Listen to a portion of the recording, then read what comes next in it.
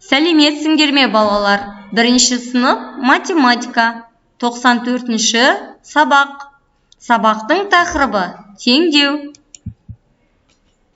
Балалар, бірінші мысалға назар аударамыз.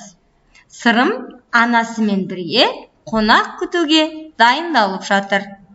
Сөреден 7 тарелкені алғанда, онда әлі 2 тарелке қалды.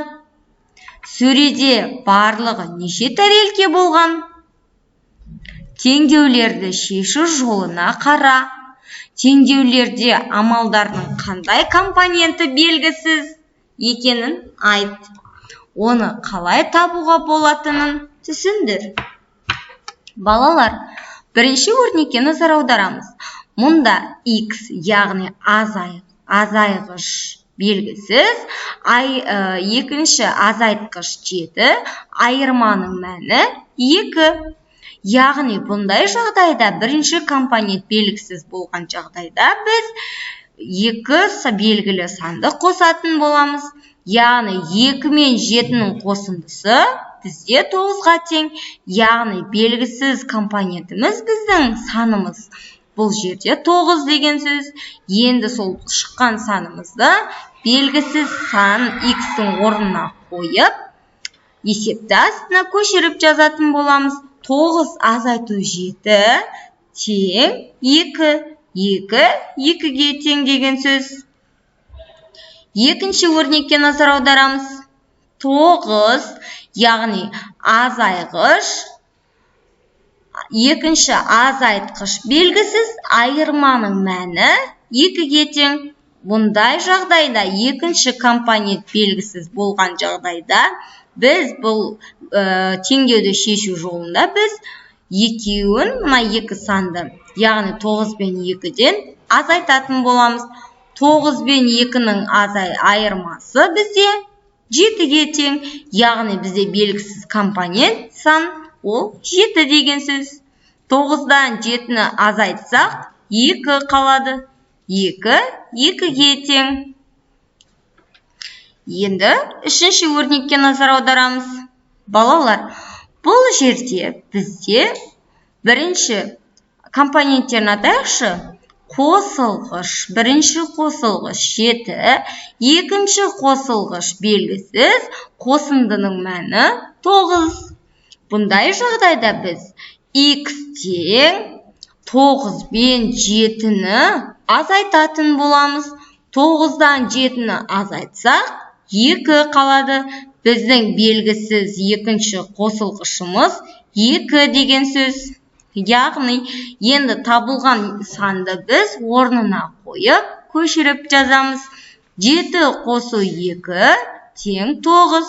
Яғни, біздің теңдеуіміз дұрыс шықса, 9 тең 9 дейтін боламыз. Өзіндік жұмыс. Кез келген 2 теңдеуді шеш. Жұптық жұмыс. Есептерді оқы, есептері толықтырып, оларды шығар. Балалар, А нұсқасына назар аударайық. Үстелде 7 кесе бар. Мұнаның барлығы балалар 7. Олардың 4-еуі жасыл, мұны көріп тұрғандарыңдай, ал қалғандары қызыл.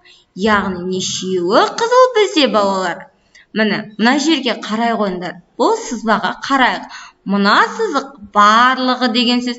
Яғни үстелдің үстіне барлығы бізде 7 кесе.